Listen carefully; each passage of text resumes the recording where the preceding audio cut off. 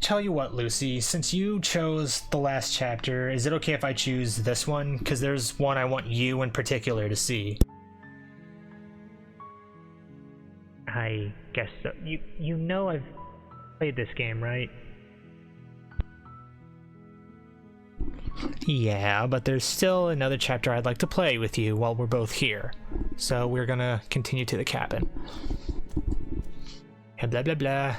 Proceed.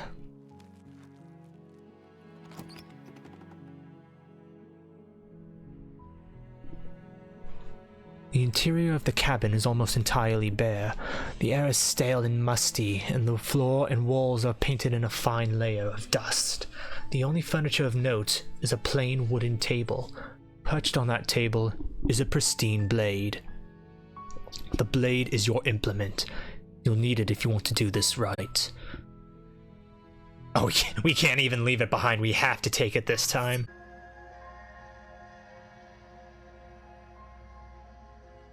Do you know why I'm here to kill you?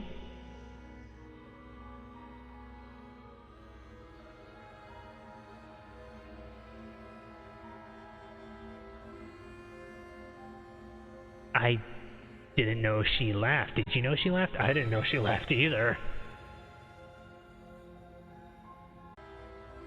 Okay, now save her. Or resist, or whatever it says. The blade. Move the blade. You're trying your best to help me, aren't you? I can see the conflict in your eyes. I'll make this quick. She steps forward and pries the blade from your rigid hands. Maybe I'll see you in another life, if this one wasn't enough. Hey, you got the reference.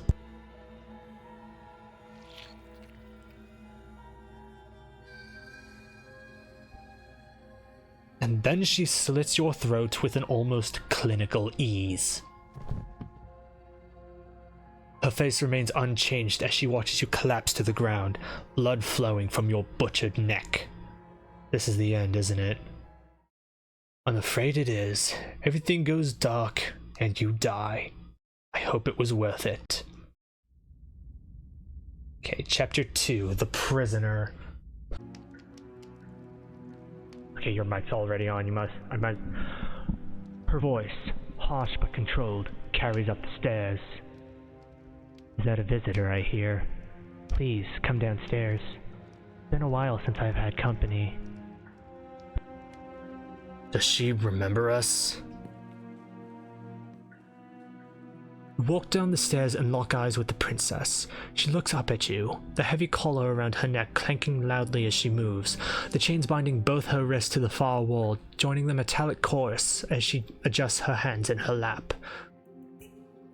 So much for cutting her out of here.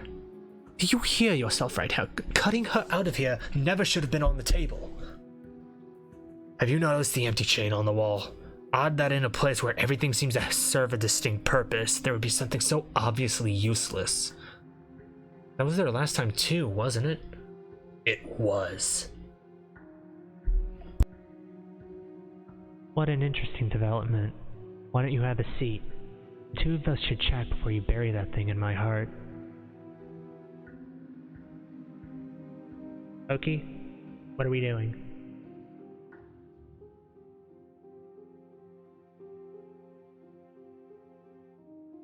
Trying to remember. I guess the only option is...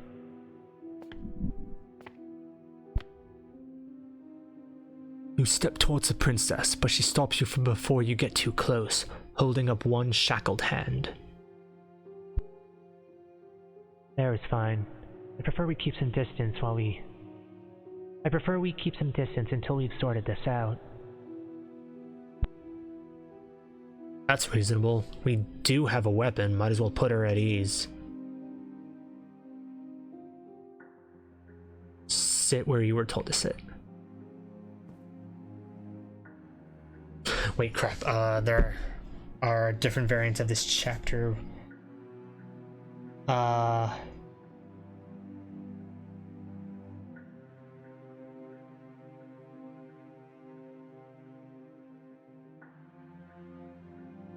I really don't remember if we're on the right track, but oh well, it's too late.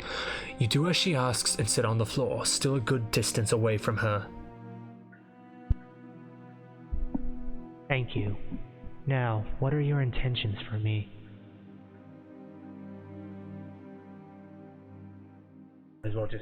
Might as well just keep the mic on.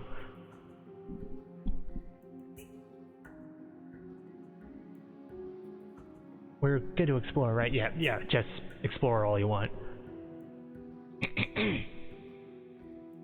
My intentions? What do you mean? Yes, your intentions. You have a knife. What are you going to do with it? Why are you here? There isn't a keyhole in these shackles, so I'm afraid my only way out is surgical removal.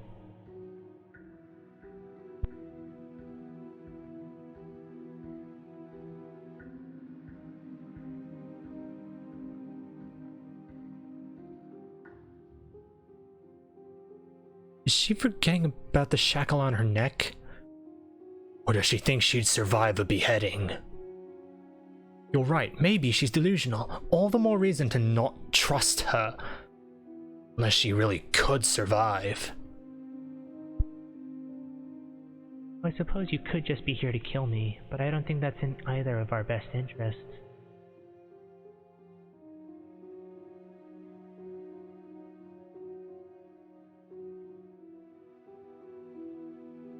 I've been here before. Am I the only one who remembers that? Oh? Are we acknowledging that? Thought we weren't going to give away the game. But yeah, I remember. I guess what you said back in the woods really was true. As much as I'd like to remain in denial, it's no use. This has complicated things. It's complicated things how, exactly?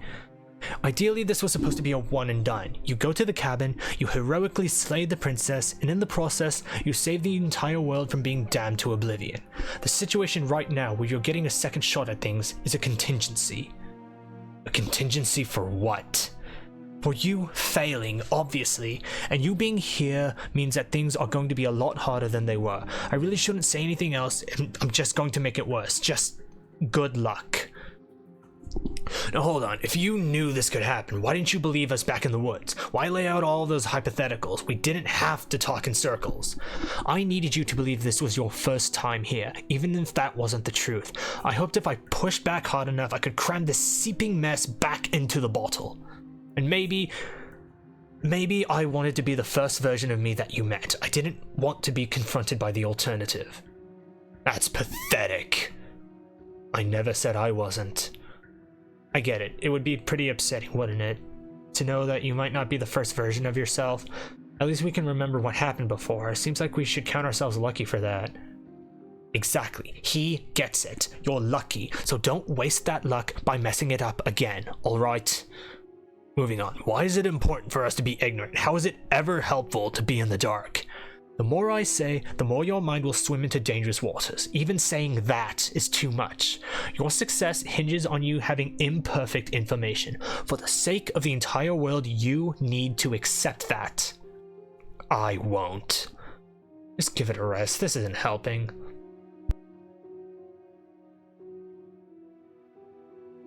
Focus. This is a serious situation, and you shouldn't be daydreaming. What happened after I died last time? Nothing happened. You died. I went upstairs. I couldn't leave. I found myself in a new place, in chains again. More of them. And now you're back. Is that really all she knows? It's not like we have much of a clue about how things work. She's probably even more in the dark than we are. You're looking at me like I might be hiding something. I'm not. I guess it's possible she really doesn't know anything. Maybe both of us are stuck in this loop without any idea why or how.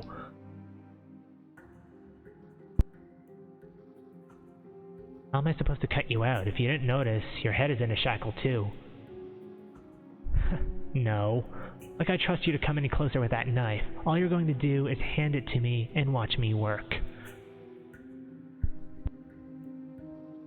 But she would have to cut her head off, right? She can't be suggesting that. She certainly seems confident. Maybe she knows something we don't.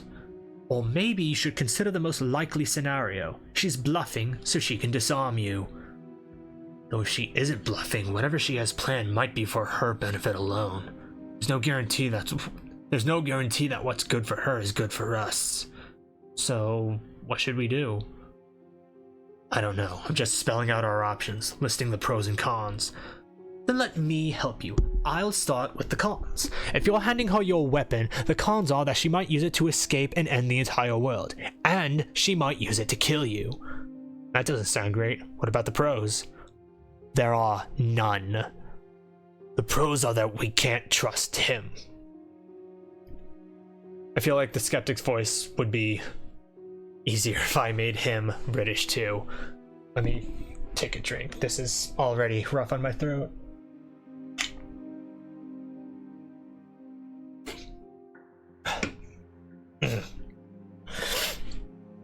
The pros are that we can't trust him, possibly even more than we can't trust her, and whatever she has planned could do something to mess with what he has planned, or maybe they're both screwing us over in their own ways.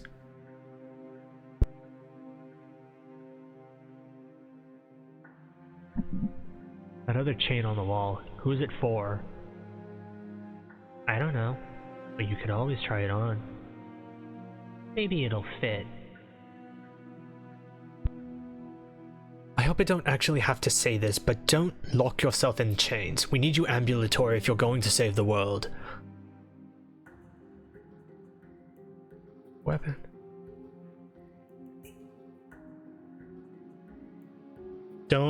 Whatever you do, don't do the first two. Just hold on. Oh, excuse me. Don't inspect the shackle and don't... We need to give her the blade, but we're not done exploring it.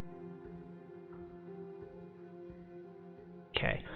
You realize that I have as much reason to distrust you as you have to distrust me, right?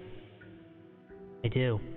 I guess this all comes down to which of us caves first, and it's not going to be me. I'm extremely patient. It's probably best if we take action anyway. No use trying to wait her out. That's playing to her strengths.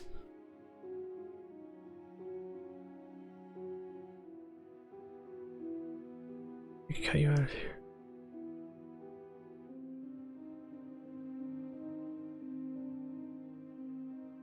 We're going to give her the knife. Slide it over. No, absolutely not. I'm not letting you hand your only weapon over to the world-ending princess until you come up with any other idea, like, say, I don't know, doing your job and slaying her. You remain rigidly in place. You tried that last time. Do you want to know how it went for you? Oh, I remember. She killed us, which by your estimation, ended the world, right? Exactly. If I were you, I wouldn't be too keen on repeating your mistake. Hell, we could even force your hand and do it ourselves. I'm not afraid of dying again. Are you? A little. I think you got your point across. Fine. You slide the blade across the floor. The princess maintains unsettling eye contact as she reaches down to pick it up. Thanks. She pulls up her hair, smiling slightly as she raises the blade to her throat. What is she doing? She doesn't say another word as she cuts into her own neck. No!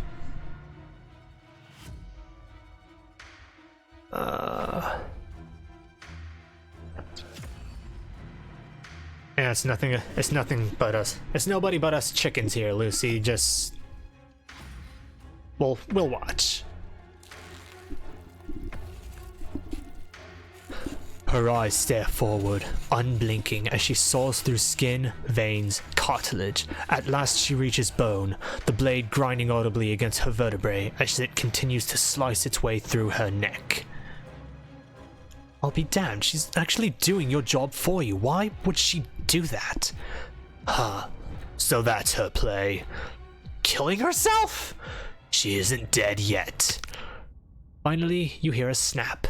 Her eye twitches. There's an uneasy silence. She remains motionless for a long moment, her twitching eye the only movement in the room, until at last it stops in an unsettling half-wink. Her head twists slowly to the side, flopping to her shoulder, and her neck opens. The remaining tissue is not enough to hold the weight of her severed head. It stretches and tears until finally it falls to the floor, completely free. It bounces a few times before rolling to a stop at your feet. Oh no, oh no, no, no, no, no. What did we do? Can we put it back? Please tell me we can put it back. The princess's eyes stare up at you, dead. Congratulations, you've saved the world. Huh. So I guess that's it. What a way to go. But she is gone, isn't she? I hate this. Can we just get out of here now, please? Of course, the princess is slain and the world is saved. Whenever you're ready, you can proceed to your reward. Now hold on, she's dead. So what's the rush? What's your angle? I don't have an angle. I'm just looking forward to putting all this behind us. I'm sure you can understand that. Look, I'm just not ready to put my guard down. It's best to keep sharp. She wouldn't have done all that without some kind of reason. She's left us dangling. I have too much spit in my mouth. She wouldn't have done all that without some kind of reason. She's left us with this dangling thread, and I need to know why.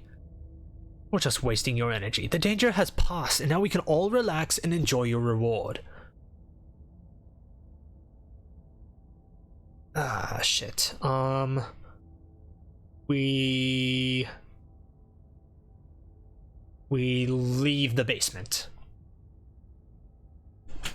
Fine, but if we're leaving, then we're taking the blade. I feel exposed without it. With your work done, you remove the blade from the princess's corpse and make your way back upstairs, closing the door to the basement behind you. You can think of it as sealing yourself off from an unpleasant chapter of your life. It's all uphill from here. The windows. Do you see that? We used to be able to see the outside world from up here, but now it's just empty. The door. Check the door! The door and accept your reward. You open the cabin door, ready to return to a world saved from certain doom. Only, a world saved from certain doom isn't what you find. Instead, what you find is nothing at all. Where a lush forest stood minutes ago, the only thing in front of you now is the vast emptiness of some place far away. You don't have to act surprised. We can see this vast emptiness through the windows. But if everything's gone, does that mean we're not gonna get our reward? This is your reward, an eternity of bliss if you'll have it. And I suggest that you have it. Okay, I need to take a drink.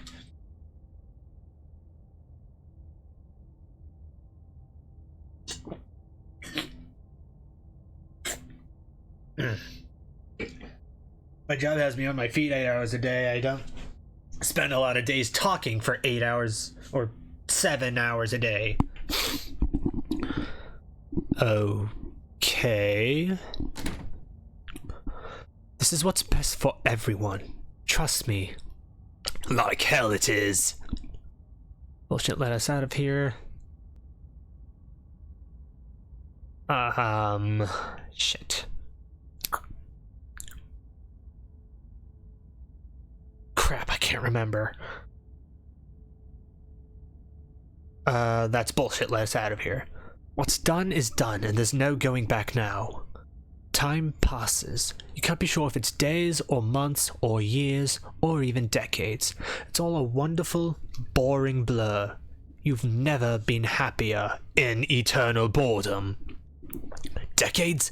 No, it can't be decades. We can't go along with this. We can't let him win. Yeah, we're not happy. Don't want to die again. I didn't like dying last time. I'm going to somewhere. What do you suggest then? We still have a blade. Let's use it on ourselves and start over.